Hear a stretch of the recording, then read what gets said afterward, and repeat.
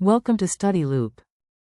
In this particular problem, the pressure of the gas is the atmospheric pressure plus,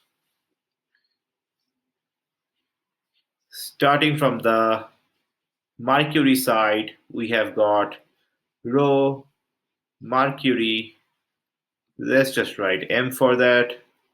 Rho mercury G H mercury plus rho water G H water plus rho oil G H oil. Caution, H oil is negative because it's in the opposite direction.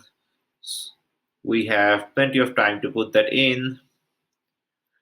So rho mercury is specific gravity of mercury, rho water, G H mercury plus rho water, G H water plus specific gravity of oil, rho water, G H oil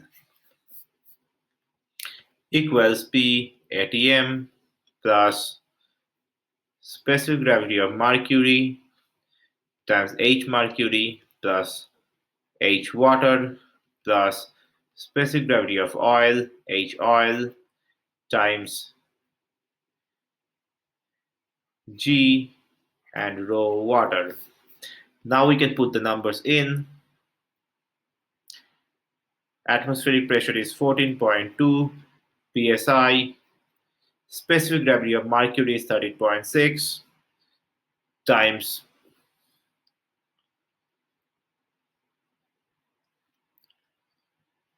height of the mercury column is 6 inches.